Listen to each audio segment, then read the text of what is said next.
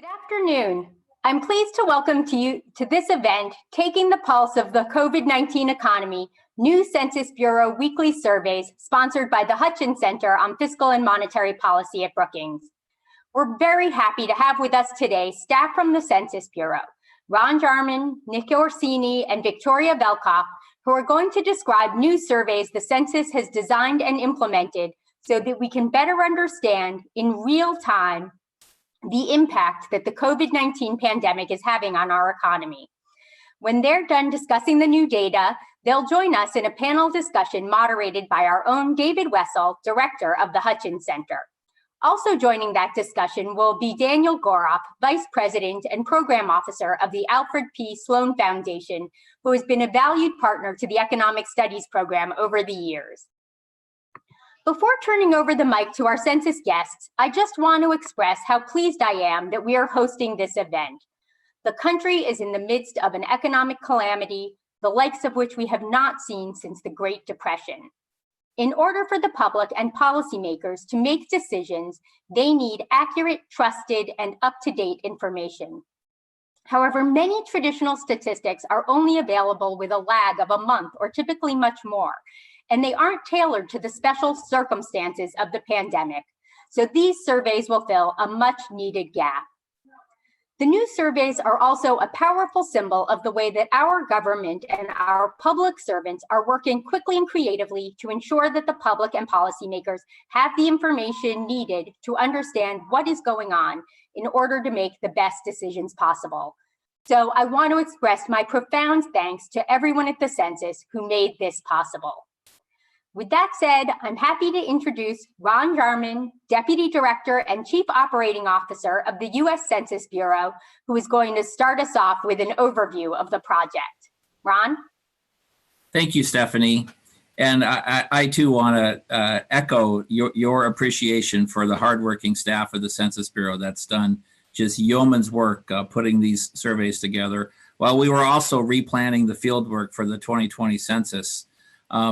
You know, I would get in trouble with some of my colleagues back at the Bureau if I didn't mention that we are doing the 2020 census. My Bayesian prior is that most of the people watching this have probably filled out their census, but just in case you haven't, I would really appreciate you going on 2020census.gov and filling that out for us. But so, you know, these surveys are a great example of how we are trying to you know, make the Census Bureau more modern, more nimble, more responsive to our data users. And typically during a disaster or crisis situation, you know, we roll out a bunch of data that's relevant to the crisis.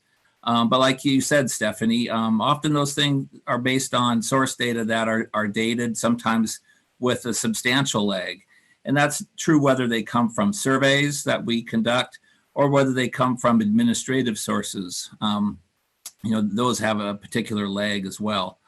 We are looking at a lot of research into more timely, more granular data sources, especially for things like the retail sector, where we can get, you know, point of sale data or credit card data. Those are still in a very experimental phase, and we're using those in some of our economic indicator programs. But they're just not ready you know, to cope with the data needs of the country in a crisis like the one we have right now. So I think when we looked at this, you know, we had our options were some very timely administrative data that we do get from the Internal Revenue Service on filings for employer identification numbers, and Nick's going to talk about those after he describes the Small Business Pulse survey. With our business formation statistics, and we're able to take those data with a combination of a modeling and what have you to produce some weekly information from administrative data. But for the most part, most of the things that people wanted to know about in the current COVID-19 crisis, we really needed to go to a survey platform to do that, to get timely and granular data. So, you know, I think we're really fortunate that we were able to find, you know, the resources to do this. It's been a lot of work over the past weeks, and we're very excited to share the information with data users. We really do think that this is going to help both the public, but especially, the folks who are responsible for responding to and helping the country recover from the crisis. So with that, I'll turn it over to Nick Orsini, who's going to talk about our Small Business Pulse Survey, and then we'll hear from Tori Velkoff after that. So thank you.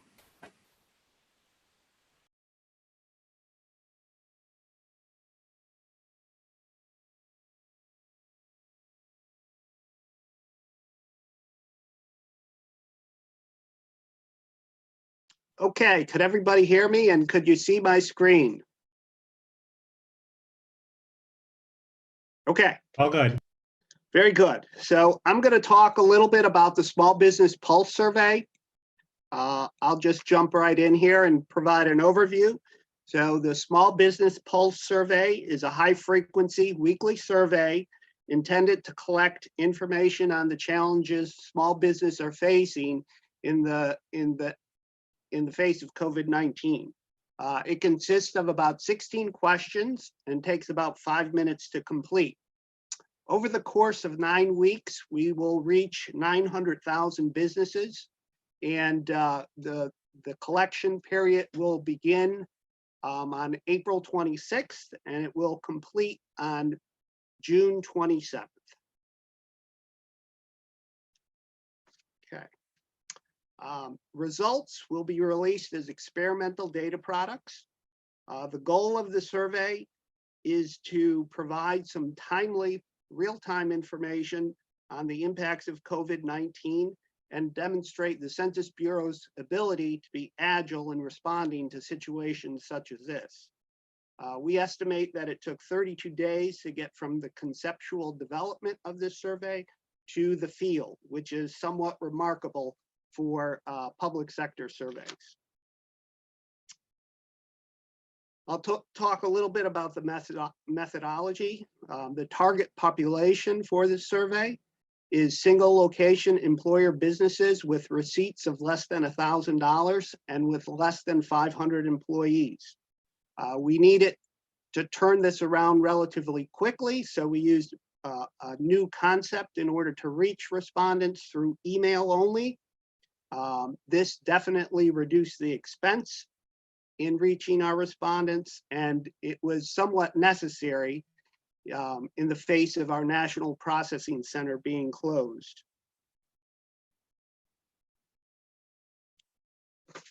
Okay, some of the content.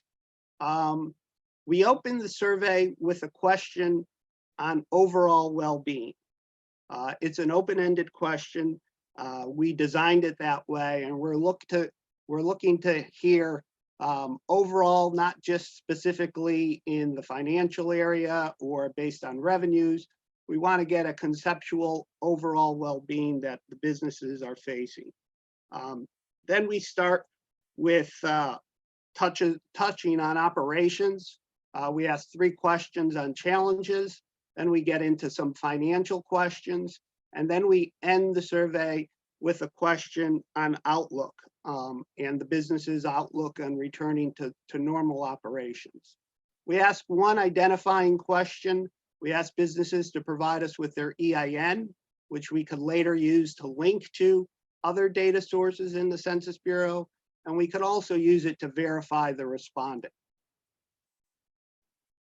Okay.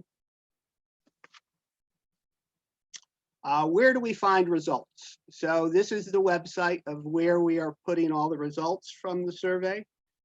We have a tool for the Small Business Pulse surveys that allows you to make fast and easy comparisons between sectors and states. We see how the pandemic has a differential impact. Time series charts will be available Thursday, May 21st, that's tomorrow, when we publish weeks 2 and 3. Right now we have week 1 available. Tomorrow we will publish weeks 2 and 3 to get caught up. And then every Thursday afterwards, we will publish the prior week's data, okay? Okay, let's get into some results here.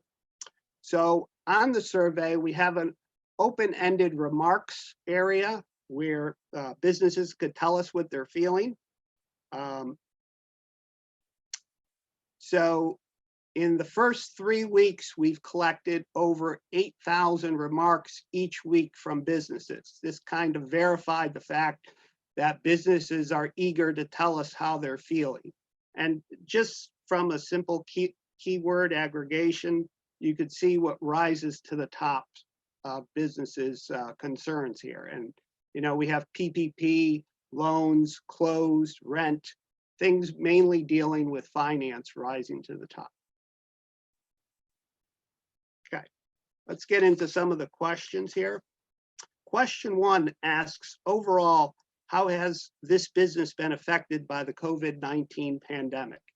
And, you know, as we somewhat expected, there is a huge negative impact. So if you look at the first 2 categories, almost 90% of businesses noted a negative impact, something we kind of expected. We dive into question 1 a little bit more. These negative impacts are being seen in food and accommodations, which is NAICS 72. I'm not sure if you could see that on the screen, but it's over to the right. Also in the education services, health services, and art and recreation, we see larger negative impacts. I'll skip to question 4. Question 4 asks, in the last week, did this business temporarily close any of its locations for at least a day? Locations closing was kind of split. We had 59% say no and 41% said yes. The biggest yeses were in educational services and entertainment, which are somewhat expected as well. Question 5. In the last week, did businesses have a change in the number of paid employees? Okay, so this was kind of split as well. We had 28% said down, 4% were up, and 68% said no, we didn't have a change in the number of paid employees. Keep in mind that this is the first week of the survey covering April 26th through May 2nd. So one of the benefits of releasing the weekly data is we'll be able to look at time series for these particular questions by state and by industry.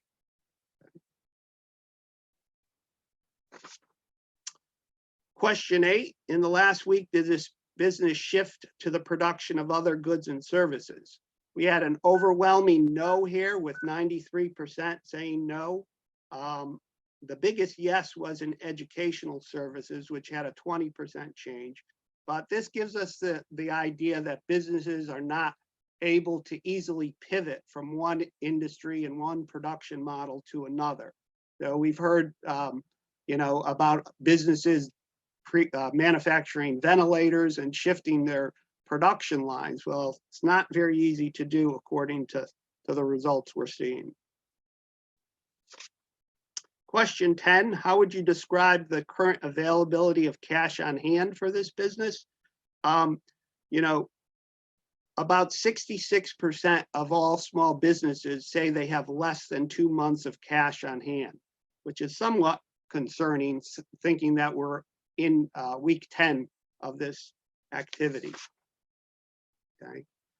Question 13, has this business requested financial assistance from any of the following? And you, let me skip this on, sorry.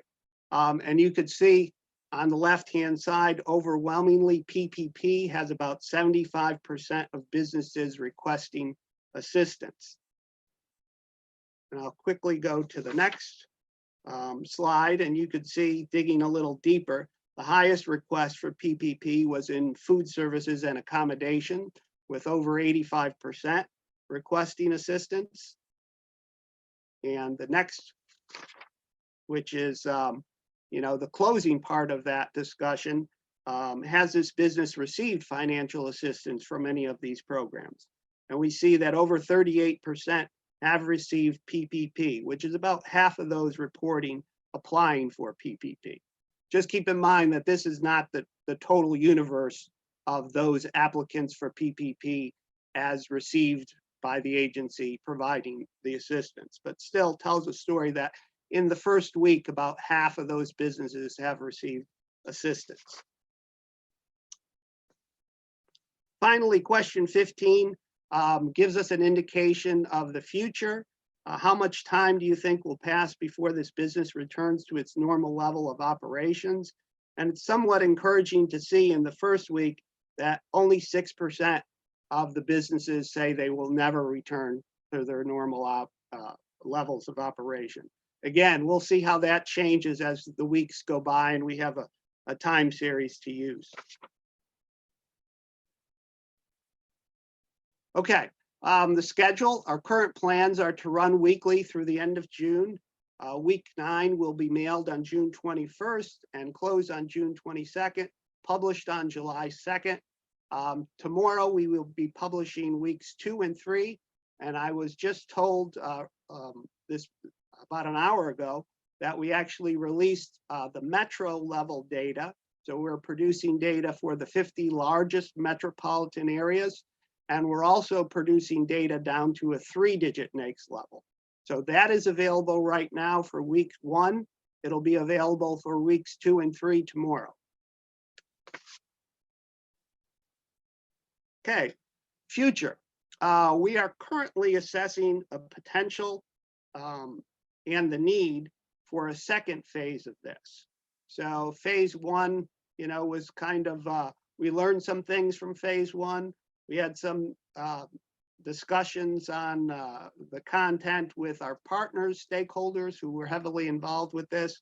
We're now assessing a phase 2. These are some of the content topics that we're considering. And we will continue working with our partners in OMB to keep everyone informed on a second phase of this. Okay, I want to shift gears real quickly to another weekly series we developed as a result of the COVID-19 situation. Our business formation statistics, I'll provide a few slides on these. The business formation statistics are an aggregation of administrative records. They're typically published quarterly, but with a few processing changes, we managed to be able to produce them on a weekly basis. And they're available at a state level on a weekly basis.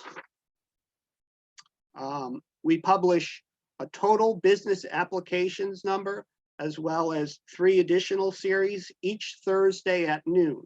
So the 3 additional series consist of a high propensity business application. These are businesses that through a model have a greater tendency to actually become employer businesses. We have a business applications with planned wages and also a business application from corporations. Okay, skip to the next. Okay.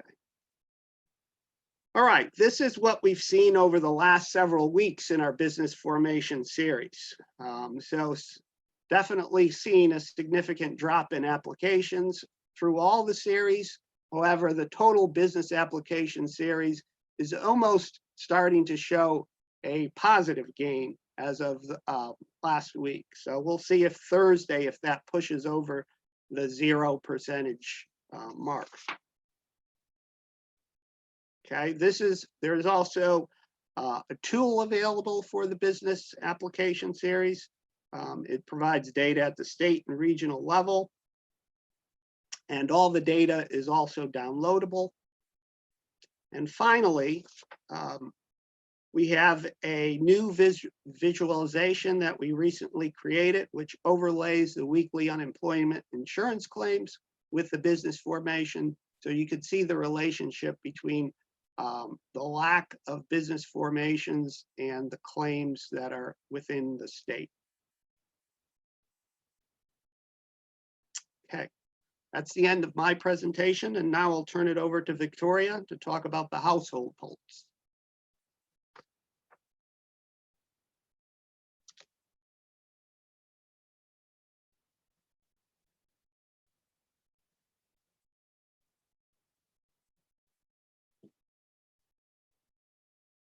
Nick, I think you need to stop sharing so Yeah, I can share. I'm getting there. Okay. Trying to find it. I think it's at the, if you go down to the PowerPoint it will say stop. I think he has stopped doing it. Vicky. Okay, great. As Charles,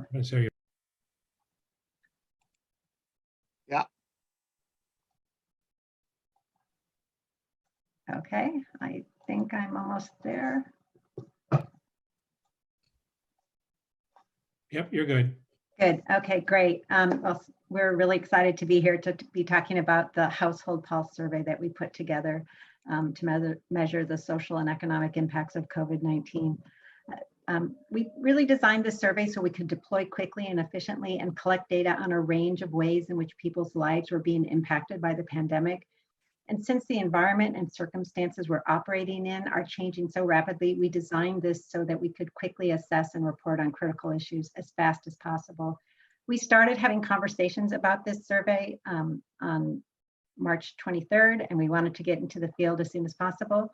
We also worked with partners, our partners in the federal statistical system, so BLS, the National Center for Health Statistics, HUD, the National Center for Education Statistics, Office of Management and Budget, USDA's Economic Research Service. And we are really thinking of this as like a proof of concept to show that the federal statistical system can react quickly to provide data when a pandemic like COVID hits. I'm going to talk a little bit more about the metrics behind, or the methodology behind our survey. We decided to use a platform called Qualtrics, which was being used by people in the research side of the house at Census. It already had a FedRAMP moderate authorization, and it had a Census Bureau authority to operate, so we thought we could use it to quickly get the survey going. As Nick said, our National Processing Center was either shutting down or shut down as we were talking about this survey, so we knew we couldn't mail out a letter invitation like we typically do for our household surveys. So we decided that we would use emailing and text to invite people to take the online survey. So this is something pretty new for us at Census. We have an email and phone contact frame. We matched that frame to our master address file. Our master address file has all the addresses in the US in it. And we found that the phone frame had about 1 billion phone address pairs that covered about 88% of addresses in the country. And the email frame contained just under 700 million email address pairs, which covered about 80% of the addresses in the country. And the two frames don't overlap completely, so we wanted to be able to both text and email. We worked very closely with our federal partners to come up with the content. We used questions from existing surveys when we could, but of course we were asking questions about the impact of COVID, so we couldn't always do that. Typically at the Census Bureau, if we're putting in a new question, we do a lot of testing. We didn't have the time to do that, so we did a very rigorous expert review of both the English and Spanish questionnaire and also our contact scripts. The first couple weeks of data collection, we also had an affinity panel test going, which is where people can opt in, and we did some probing around the new questions, particularly on food security and education. And we also did a couple experiments along the way because we're the Census Bureau. One was how to access a Spanish translation, and the other was how best to invite someone to a bilingual survey using email and text. Here's the content. Of course, we have basic demographics. We have a series of questions about employment. So we ask about loss of employment income, expected loss of employment income, if people were working, reasons for not working, if they weren't working, and of course the answer categories for that question has some COVID-related responses. We asked about food security, so we asked about past food sufficiency, current food sufficiency, whether people were getting free meals, where they were getting them from, money spent on groceries, and money spent on prepared food. We also have a series of questions on health. We first ask one's overall health, and then we ask a series of mental health questions. We ask about health insurance, and we also ask about delays in getting healthcare due to COVID. We have a few questions on housing, basic tenure, and then we ask if the person paid their rent and mortgage on time this month and what their confidence about paying the rent and mortgage next month is. And then we have a series of questions on education. So asking about the impact of COVID on how children received education, whether they had access to a computer or a digital device, who provided the device, did they have internet, who paid for the internet, and the hours spent with teachers and hours spent on educational activities. We had a soft launch that led to a full implementation, and this was an interesting learning experience. So on April 23rd, 1 month after we started talking about the survey, we went into the field with the survey, and we call this week 1A. We designed the survey to have a Thursday through Tuesday data collection period so that we could process the data file on Wednesday and send a new sample back out to the contractor on Wednesday to start with data collection on Thursday. That first week, we were only able to send out to 1 email address per MAF ID. Each MAF ID has up to 5 email addresses, but the first week we were limited to just 1. And we were really somewhat disappointed with our response rate. We had about 18,000 responses, and we were expecting quite a bit more. So we went back to the table and we decided we would keep this sample in the field for another week. So we called it week 1B. And what we learned was that the major email providers were sending our email invitations to spam. Our contractor was sending out hundreds of thousands of emails at a time from 1 census address, and they went straight to spam. So we had to work with each of the providers to talk them into not making our emails spam. Luckily, our contractor had a good connection at Verizon and talked to them, and we had someone at Census who could talk to Google for us. That took some time, and we didn't get that resolved until Thursday afternoon of that week. So that week 1B was a Friday through Tuesday data collection. We also were able in week 1B to send out emails to the 4 additional email addresses for each MAF ID. And we implemented a Spanish translation and a bilingual email invitation. For week 2, again, we went out on a Friday, and this time it was because we were starting to text and we needed a unique text number that we could put on our website so people could check to see that it was a legitimate survey, and it took some time to get that number. So we started on a Friday, and week 2 was also the second interview for respondents who had completed the interviews from the first week. For week 3, we have full implementation of text and email, and we went out on Thursday and we closed yesterday at about 6 p.m. To give you some idea of our response rates, for week 1, which is A and B, we sent out about 1.8 million invitations. We got about 63,000 completed interviews and 11,000 partial interviews for about 74,000 total responses. That's approximately a 3.8 response rate. We are expecting a response rate of 4 or 5%, so it's within range. And 15% of the week 1 responses came from sufficient partials. And for the geeks out there, a sufficient partial for us is that when someone completed at least 30% or more of the survey. Week 2 responses, we went out to a slightly smaller sample, just over 1 million. We had about 36,000 completed interviews, about 5,000 partial interviews for just under 42,000 responses. And that response rate was a bit lower at 1.3%, and 13% of these week 2 responses came from sufficient partials. I'm happy to report that we closed out data collection for week 3 last night, and last time I checked, we had 107,000 completed responses. So we'll be doing much better in week 3. And note, week 3 is when we had full implementation of emailing and texting. So we released our data this morning on the experimental data product website. We have data for weeks 1 and 2. We also have static tables for this first data release. They're national level only, and next week we'll put them out for the nation and the states and the 15 largest MSAs. We also have an interactive tool that has national and state data for selected indicators.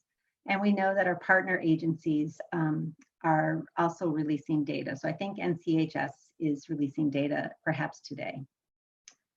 This is just to give you an example of what our interactive tool looks like. We are looking at these indicators over here on the left: loss in employment income, expected loss in employment income, food scarcity, delayed medical care, housing insecurity, and educational attainment.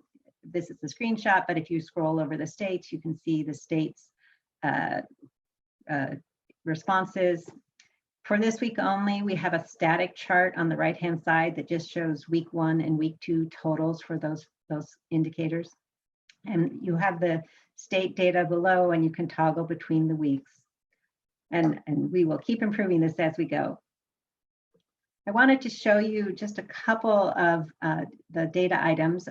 This slide is looking at the percent of households that had at least one person who lost employment income since March 13th. So 46.7% of adults lived in a household where at least one person lost some income since March 13th. That's on the left-hand side. On the right-hand side is expected loss of employment income in the next 4 weeks. So about 38.5% of adults that are living in a household where they think somebody will lose employment income in the next 4 weeks. As I said, we asked several questions about mental health. This one is about the graph on the left-hand side is about feeling anxious. The one on the right-hand side is feelings of worry. And you can see that over half of respondents felt anxious either several days or more and also had feelings of worry for several days or more. And this graph is about food sufficiency. You could see this is food sufficiency on the left prior to March 13th. About 70% of households had enough of the food and the kinds they wanted. If you look on the right-hand side, it's food sufficiency in the last 7 days, and that drops to about 57.3% who had enough and the kinds of food that they wanted. Also, the proportion of having enough but not the kinds of food they wanted went up. And obviously, there's certain people that don't have enough food, so sometimes not enough food. So that is my very super quick presentation. Here's where you can find all of the data. We have a household survey main page. We have a data tool. We've got the data tables. We've got technical documentation. And then we also have a survey respondent overview. And that's all for me. And I'm going to turn it over to Danny, I think. But first I have to stop presenting, I believe. Thank you very much, Vicki and Nick and Ron. Yeah, so we invited Danny Goroff to join this conversation because over the last several years, he's been very active in thinking about how do we make our economic statistics better and creatively thinking about how to build a consensus. So we asked Danny to talk a little bit about putting these new experimental data into some context. And he has apparently mastered slide sharing. So Danny, the floor is yours.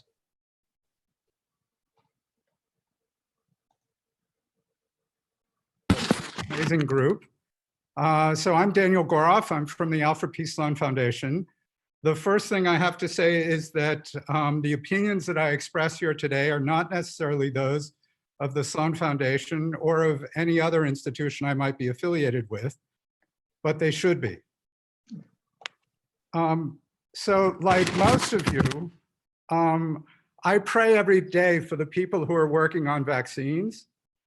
But once you get past the biomedicine and some very basic public health considerations, all of our other COVID challenges are social, behavioral, and economic. And so we really need tools. And what kinds of tools? Well, I would say that surveys really are part of the research infrastructure, and that they're very much like telescopes or other large laboratories, but these are our telescopes for the social, behavioral, and economic sciences. And I just want to say that the small business pulse and the household pulse that we've heard about have really risen to the top of my list of critical infrastructure like this. And it's really just a brilliant and extraordinary achievement for the whole federal statistical system. Now, some of you may know it's a little bit of an exaggeration to call it a system. It's made up of many different pieces, and it's known really more for a dedication to process and to accuracy than it is under normal circumstances for speed or cooperation or agility. So this is really a remarkable achievement, and it just shows, excuse me, it shows what really government agencies and very dedicated government workers can accomplish. And I would argue something that only the government can do. My one quibble is with the icon. We've seen this experimental data icon a few times, and it seems to be a microscope. I think it should really be a macroscope. I'll take the rainbow and looking towards what we can see after the storm, but I think that a better kind of an icon would have a little bit more of a celebration and a little bit more of a salute, because I'll take any good news I can get these days whenever anybody can accomplish something. So that's my addition to the icon. I did want to mention just a few of my other favorite surveys that are part of the research and infrastructure.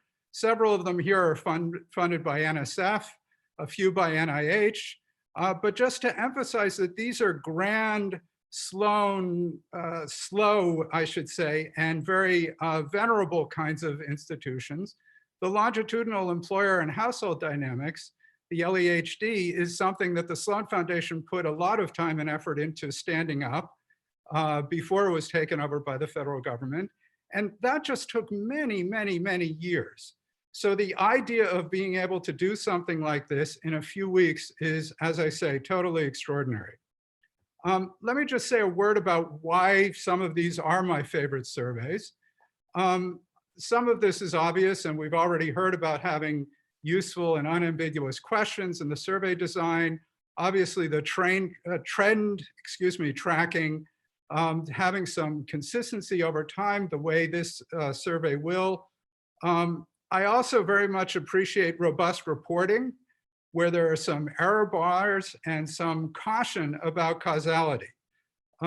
After all, it's worth appreciating when people don't misrepresent the findings. Surveys like this, after all, are not experiments, and drawing correlations is something that you can do very easily. Coming up with causal inferences is a lot harder. And I'll just say two more words about that, which are vitamin D. So that's on the robust reporting, but let me spend a moment on the sampling strategy, because that's really what sets all of this apart. Having a really representative probability sample of a well-defined target population that's based on a really amazing sampling frame, that's really terrific. And not everyone can do that. In fact, really only the Feds can have access to this kind of detail, and certainly to be able to put it together so quickly, it's really quite remarkable. So this is something that really only the federal government, really using all the kinds of data, the frames that have been developed by the Census Bureau, only they can do that right now. Personally, I would like to argue that having more of that capability of computing weights available to others might be an element of the National Secure Data Service. If that comes into being, it's been called for by Congress, and we'll see. But that's a very interesting kind of work. I would be remiss if I don't mention just a few of the kinds of emphasis topics that the Sloan Foundation has had. We've been very interested in trying to develop sustainable business models for these surveys. It's not so easy. Thank goodness that OMB was able to come up with the funding for this. We've been very interested in privacy and trust. I'll mention work on open differential privacy, and just want to emphasize that the Census Bureau in particular has been a very, very responsible steward of individual and sensitive data, and has been very careful about implementing the kinds of privacy protection that we expect these days. We're very interested in administrative data and how that can be used to bring survey techniques into the 21st century. We also helped fund the COVID-19 impact survey, which was a forerunner to the official survey from the Census Bureau and the Federal Statistical System that we heard about today. And we've also worked on setting up something called the COVID-19 Survey Archive. And this is joint work with the NSF and the National Academy of Sciences. And it's part of a whole larger effort called SEAN, and that stands for the Societal Experts Action Network. And the idea is to provide, to start with questions that are posed by decision makers, mayors, governors, people who have really urgent decisions to make, and to produce rapid expert consultations that are based both on the literature for social, behavioral, and economic sciences, but also on the very latest survey data, like the data that we've been hearing about. And one of the elements of this Sean network is an archive that we've put together that I would recommend to you that features a weekly summary of all the kinds of probability-based, high-quality statistics that are being produced these days. That is meant to soon include, their work underway, to include the pulse data that we heard about today. It has a summary, as I said, that comes out every week of lots of different surveys. You can compare and contrast who's finding what about how many people say they would take a vaccine if it were found tomorrow. It started out at 25% who said they would not. And then another survey recently showed that a third of the people said that they absolutely would not take a vaccine if it were available. So you can read about these kinds of trends. It also has an archive that's searchable. So for those of you who love looking up all different survey results, you can look up here the word stress and find all of the cases where, again, reputable surveys have asked questions with the word stress in the query, and find also the results and a certain amount of documentation. So that's another resource for people who are interested in these sorts of questions. And let me just close by echoing what was said before. The census has been doing amazing work, and especially while busy with just a few other responsibilities that they might have. And that makes the accomplishment here even more impressive. There are many reasons for filling out your census form that we know about, the dollars that have to flow and reapportionment and so on. But I just want to underscore that you should fill out your census form because we really, really need these terrific and amazing and great sampling frames. Thank you very much. Thank you, Danny. And now we're going to bring everybody together. I've got a number of questions from our audience. If you have a question, you can email it to events@brookings.edu or put it on Twitter at #COVID-19 economy. The questions really come in two different baskets. Some people are interested in the substance, and a surprisingly large number of people are interested in the details of how you did this and what we learned from this. So if we could unmute everybody. Tori, I'd like to, a couple of people, well, there was one thing you didn't talk about. I appreciate after we beat you over the head and said, keep your presentation to 15 minutes, that you had to make some choices. But you asked an interesting question about housing security, whether people were having trouble paying their rent or mortgage on time, are expected to have a problem in the next month. And I wondered if you have those results handy, if you could just share those first. I think I showed them in my presentation, yes? I'm not sure you did, but. Oh, I didn't. I probably, I'm looking, someone can email them to me. Okay, so here I have in the, I have the very nice summary that the Census Bureau did. So once you unshare your screen. Okay. So what you found was that about 11% of adults said they had trouble paying their rent or a mortgage on time. Another 3% said they deferred payments. And when asked about the likelihood of being able to pay next month's rent or mortgage on time, 21% reported only slight or no confidence in being able to do that. So 1 out of 5 people is worried about paying their mortgage or rent on time. I found that a little bit unnerving. When the questions like these, we don't really, until you have a number of weeks of results, we won't really have any sense of how they compare to what the world was like 3 months ago. Is that right? That's correct. I think we do. Yeah, I don't think that we asked that type of question on either the CPS or the ACS. So you're right. That is something that we've been thinking about ourselves. What do we compare? What was normal?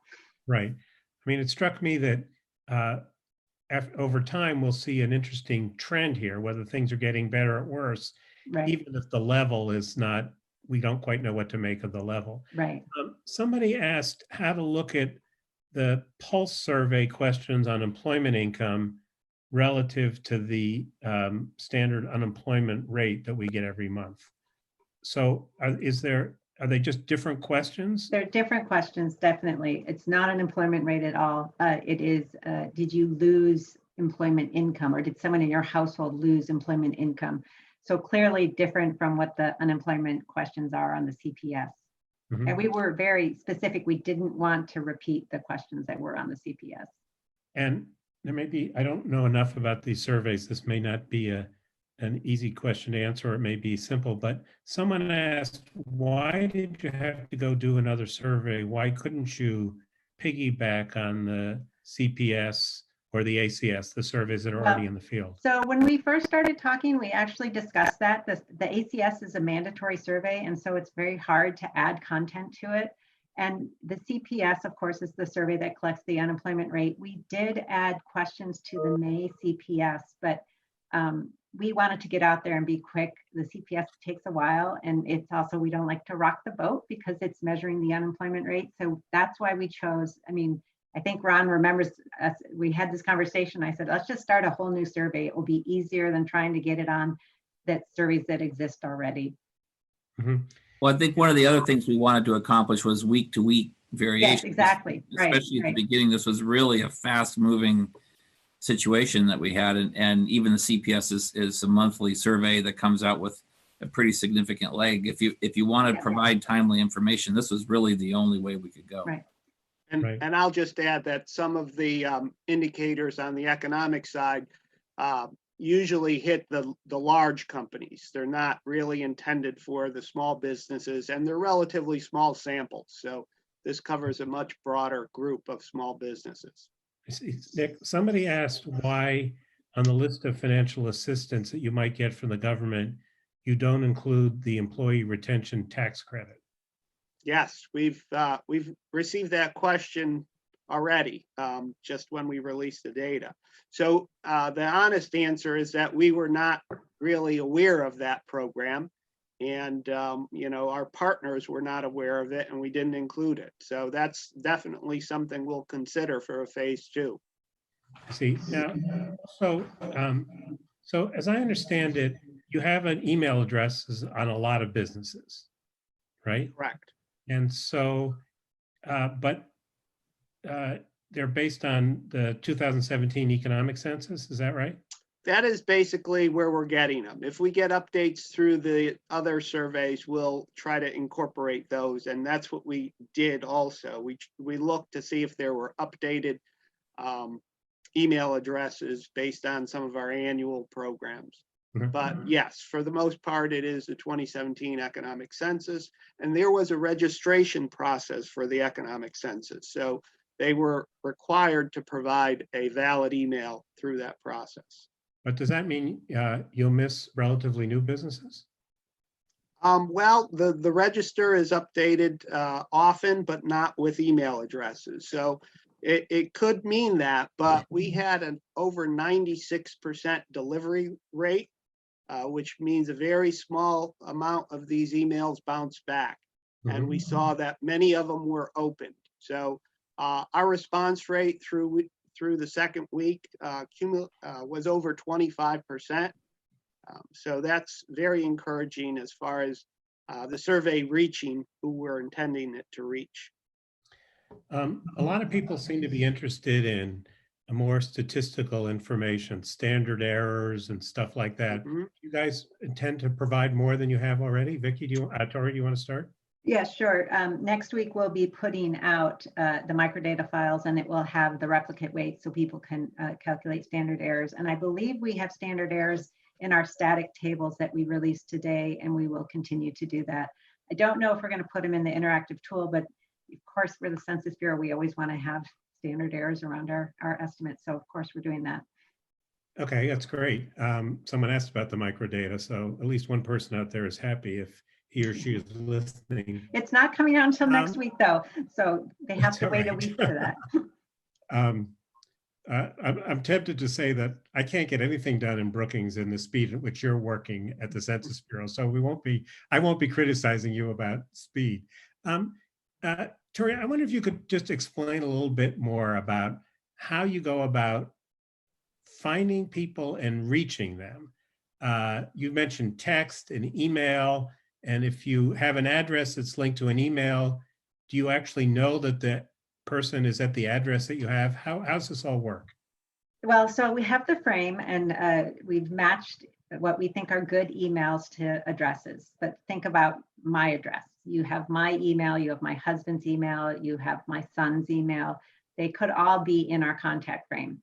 When what we're doing is we're cycling through those emails as we go throughout the week. So we'll send something to, say, Bob Sachs, my husband, and he doesn't respond, then we'll get an email to Tori Belkoff, and it will.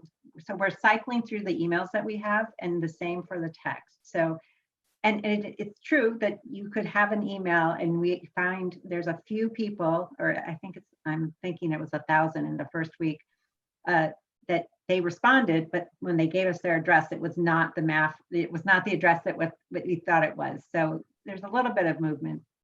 So what do you do in that? In that case, we actually, I think that we move them to where their new address is, and weight them up with the weights for that, where they're living, not the address that we thought they were living at.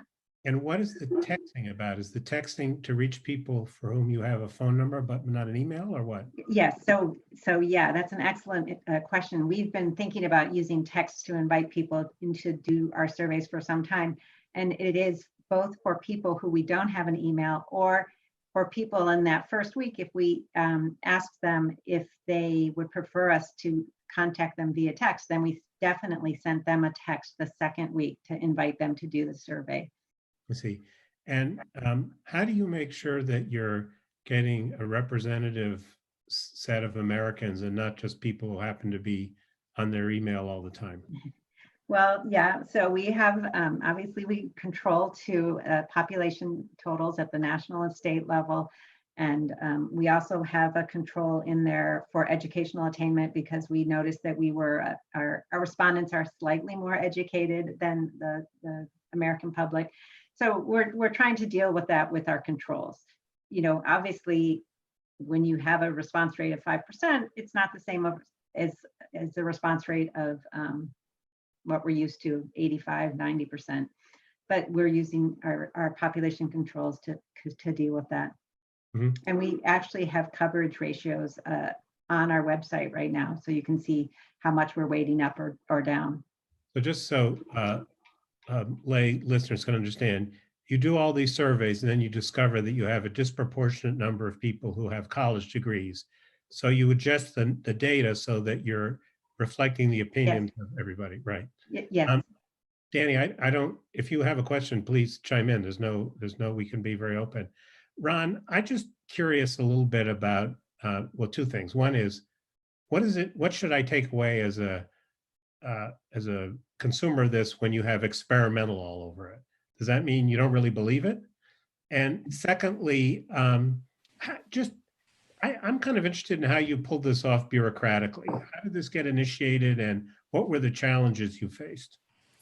So first of all, I mean, the experimental data products are really meant to get stuff out sooner as opposed to later, so that users can evaluate and help us improve the data so that they then later become, you know, part of the standard, you know, release schedule of the Census Bureau. Clearly, you know, obviously a brand new survey with a 5% response rate is not going to get the same imprimatur from the Census Bureau as the CPS or the ACS, right? So, you know, this is an attempt to do something to get, you know, good, solid, reasonably, carefully constructed information that maybe doesn't have all of the bells and whistles from a quality perspective as some of our baseline surveys do, but get it in the hands of people, see what they find useful and what they find objectionable about them, and can we then improve them over time.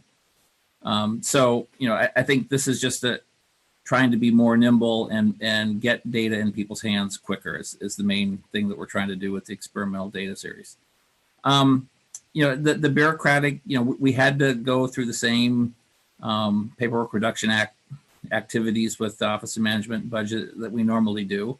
And so it wasn't just our staff that had to work extra hours for this, it was them as well. And so we really appreciate their dedication and working after hours and on the weekends to help us get what we all collectively, I think, thought were important surveys for the country to get out into the field.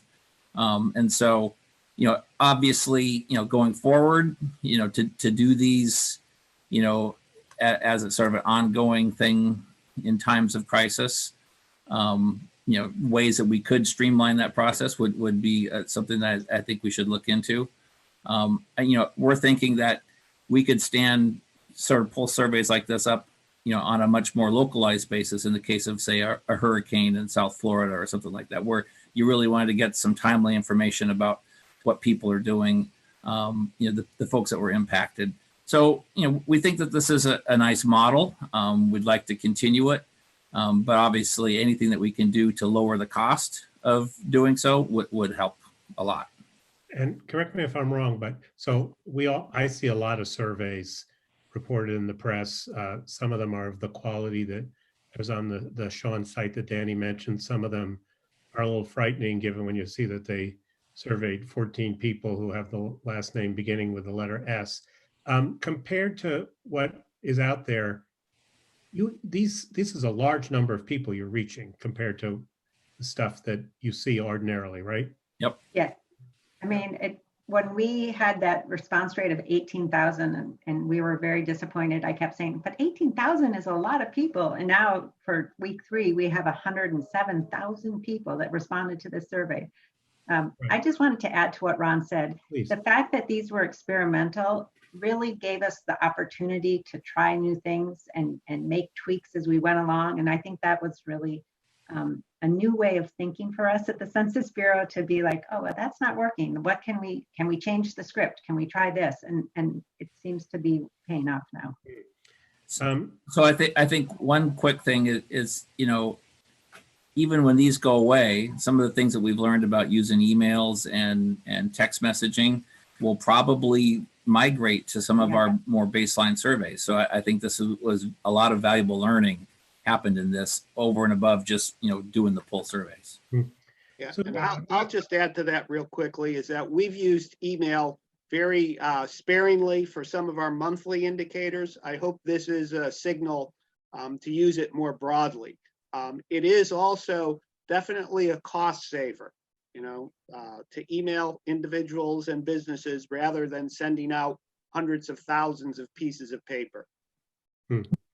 Yeah, no, I see this as a really huge step forward in what all kinds of surveys can do to try to reach people and to get a representative sample in a less expensive way than knocking on doors or other methods.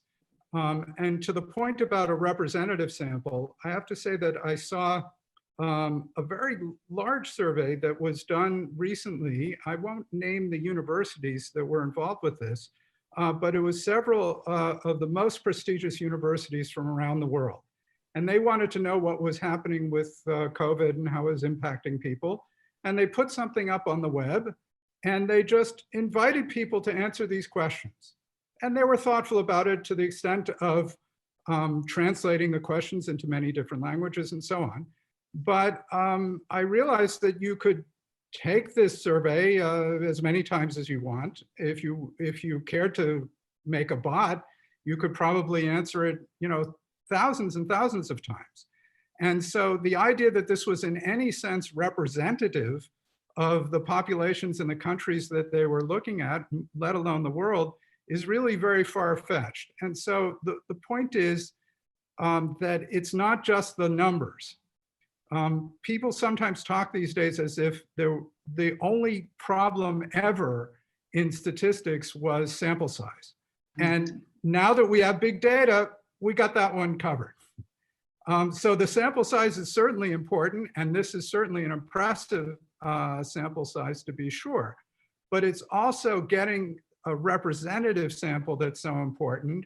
And having those statistical frames that the federal statistical system has really makes all the difference. I just want to, I think we covered this, but the question came up again, so I want to make sure we're clear. You are going to release microdata files on both the small business and the household surveys for people to look at and produce custom tables and stuff. Is that correct? Correct. Yes. And so, Nick, I'm just curious, when you looked at the results from the small business survey, what leaped out at you as being particularly interesting or maybe even surprising, if anything? Well, I think most of the results were kind of in line with our expectations. When we put out our first release last Thursday, we did a briefing the day before for Ron and some representatives at the Small Business Administration. And some of the results we were seeing on the financial assistance were a little concerning to us, in the sense that we saw about 75% of businesses requesting PPP assistance, and we saw only about 38% receiving. And we had the reps there from SBA, and they confirmed, and we looked at it geographically, and they said that was in line with their expectations as well. So I think for the most part, it was in line with our expectations. Some of the results were, not too encouraging, but I think, we'll see a better picture over time. I think what's been mentioned here is this time series will add a lot of value to what we're seeing in week one. And do you think that it'll be meaningful if we have 4 or 5 weeks of data to compare different states and how they're doing? Oh, absolutely. I think that's a great comparison right now. You could see definitely a distinction between geographic areas. I think it will be, I haven't had the opportunity to look at the metro data, but I think if you look at some of the metro data in the middle of the country versus on the coasts, there is definitely distinctions there to be made. Mm-hmm. I'm just going to, I'm getting some warning that my internet is unstable, so I'm just going to turn off the camera until that passes. Yeah, I think we're getting the same message. I am, at least. Tori, someone asked a broad question. You kind of touched on this, but I'll ask it the way that was asked. What stood out to you in the Household Pulse survey of all the interesting things you found there? I think the mental health questions were disturbing, but kind of reassuring at the same time, that people, we're all a little anxious and worried, and that we are measuring that seems to be consistent with how people's lives are. So that stood out. And also the loss of employment income was, resonated with us. When we saw those numbers, we were very surprised. So when you talked about doing the survey at the Census Bureau, and you say you want to ask people questions about anxiety and depression and stuff, does everybody nod and say that's a great idea, or is that cause blood pressures to go up?